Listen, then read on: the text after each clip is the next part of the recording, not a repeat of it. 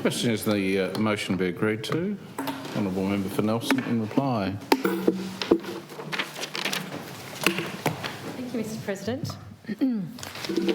Thank you, Mr. President, and I really appreciate the contributions made, particularly from the member for Hobart and the member for Murchison, joining me in noting the report and the reflections that they provided.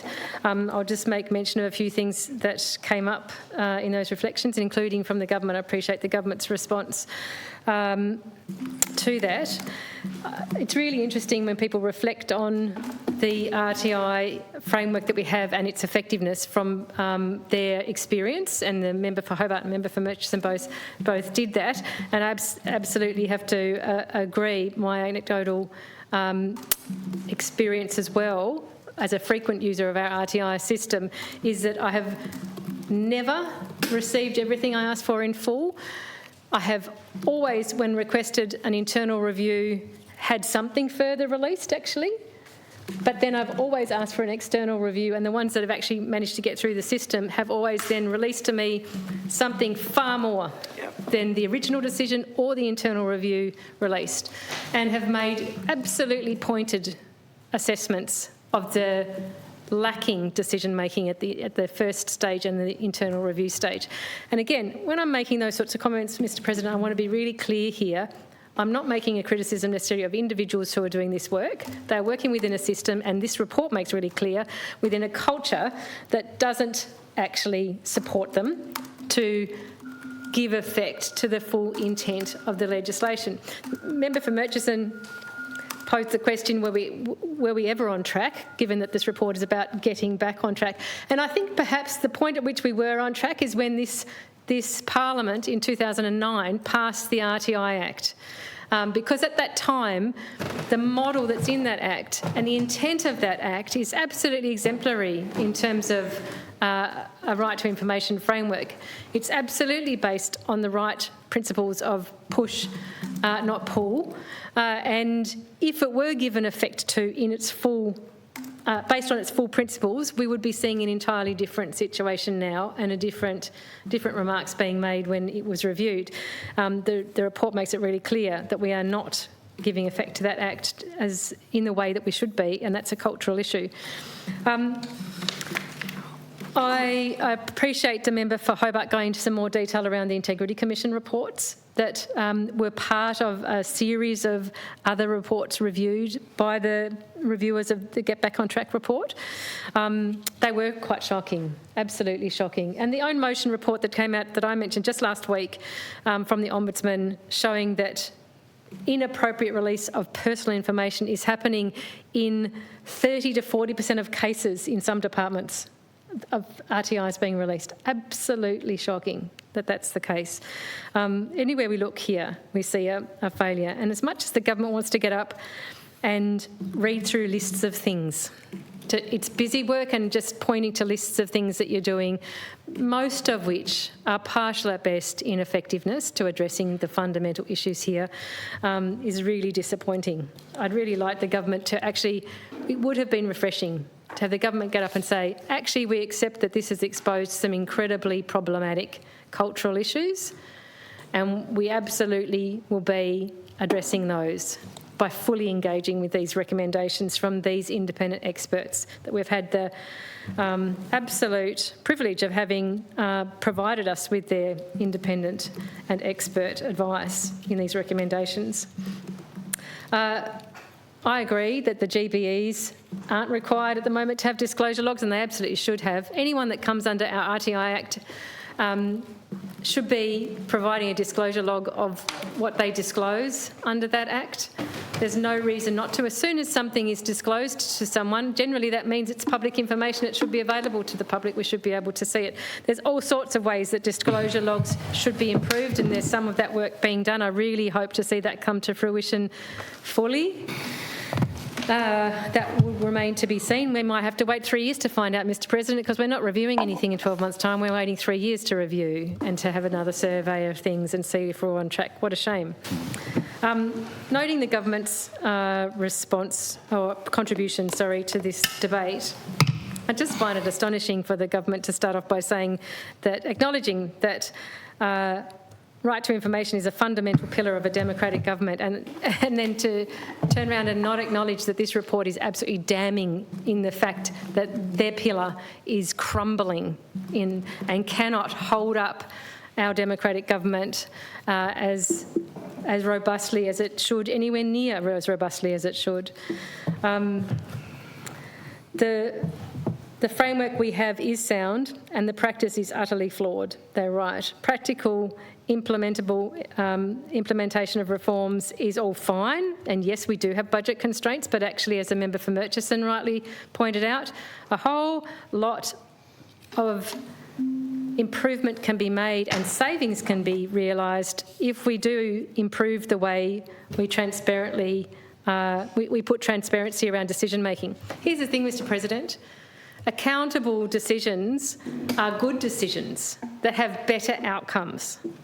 It's decision-making that's done in secrecy, in a non-accountable way, based on absolutely murky and secret information in who knows whose interests, certainly not the public's. It's those decisions being made by any government of the day that lead to poor outcomes for our state and lead us to messes that we find ourselves in today, actually, that this government is well aware of, being up to their eyeballs in. Accountable decisions are good decisions and they deliver better outcomes. We save money with accountable decisions, and that's the reason we should invest in these spaces. It's not investment that breaks the bank. Let's be really clear here, Mr. President.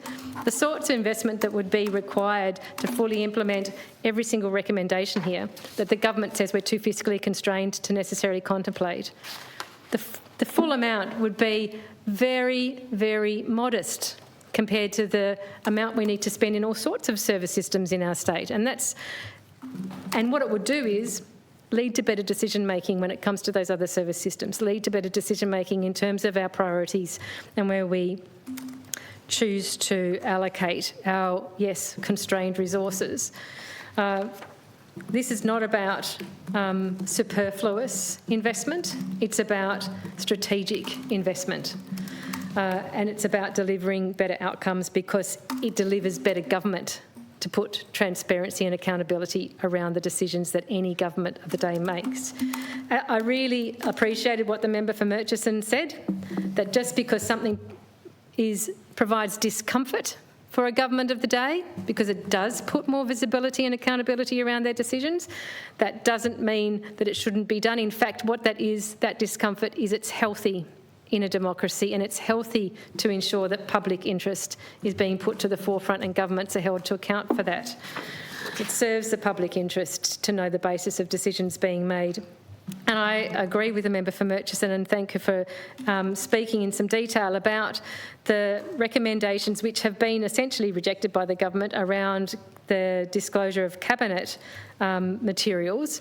Just to be really clear, what's proposed in the recommendations is nothing extraordinary and nothing that isn't being done in some other jurisdictions right now, with no negative consequence at all, including Queensland, who have begun releasing cabinet papers after 30 days. That doesn't mean you release material about the deliberations of cabinet. You don't release material about who said what to who and who agreed and who didn't. Of course, all of that stays private and part of cabinet in confidence. What you do release is the material on which decisions were based that was provided to feed into the decision making.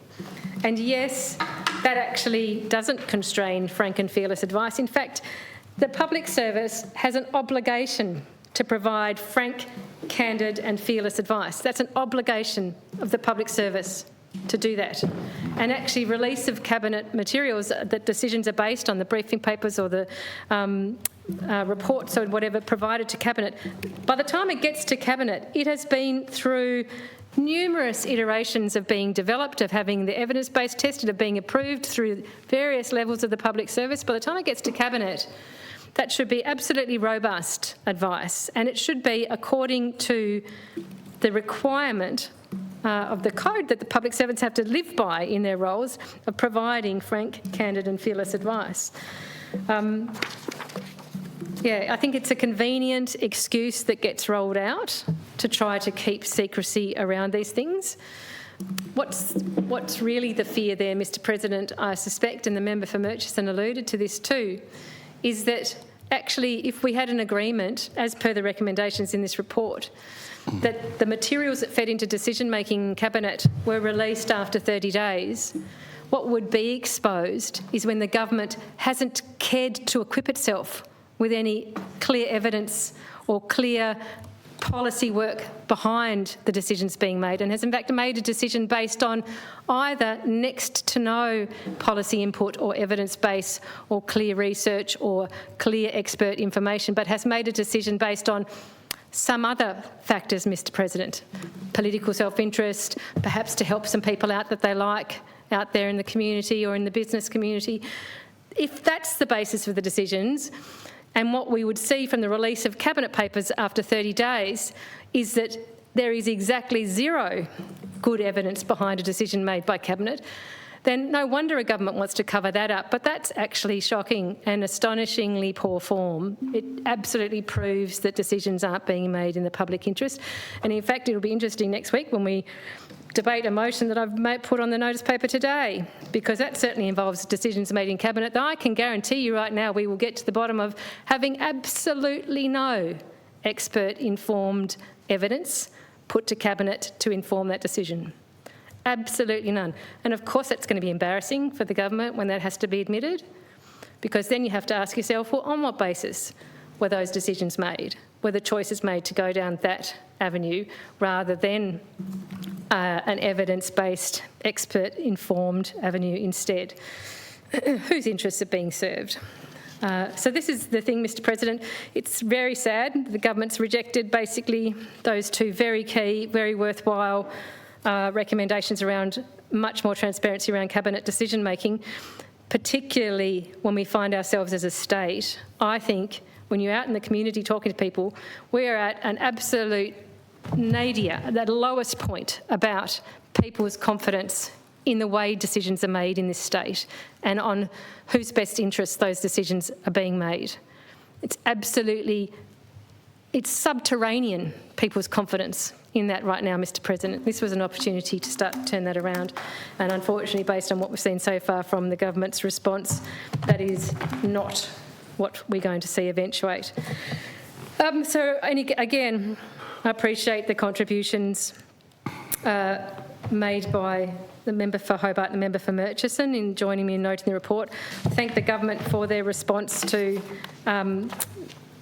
for making a response to this debate, noting the report. Of course, I don't find it convincing to just list out things. One thing that did prick my ears up, actually, Mr President, perhaps may even be able to be clarified from the Leader of Government Business. She mentioned in terms of ministerial diaries, they're going to be moving to a monthly release of ministerial diaries in the state. Now, I haven't seen that announced, Mr President, so perhaps the Leader would like to clarify on what basis that has been committed to and whether that's in the public domain in some way we can look at.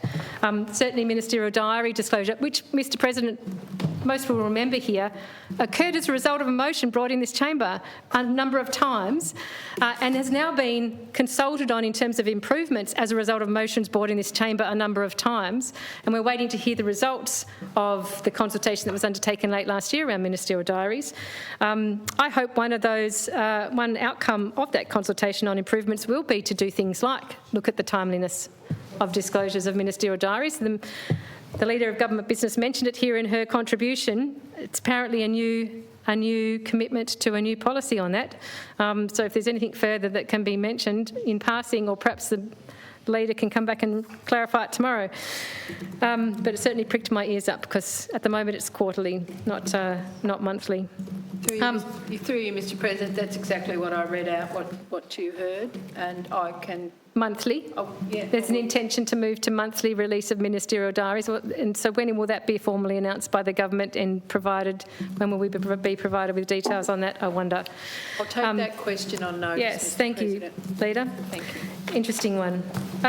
Anyhow, I agree with the member for Murchison who pointed out at the end of her contribution that we have been provided by these eminent reviewers with a set of expert recommendations that provide an excellent blueprint or roadmap to get us back on track. And it's a shame, although hopefully we do limp forward under some of the things the government is progressing. It's a shame we're not wholeheartedly embracing that investment and really jump-starting us back to get back on track, and really see the full benefit of good, accountable decision-making, delivering better outcomes in this state and greater public confidence in the decisions being made. Thank you, Mr. President. I note the report and thank members. Question is that the motion be agreed to. Those of that opinion say aye. Aye. Contrary, no. I think the ayes have it.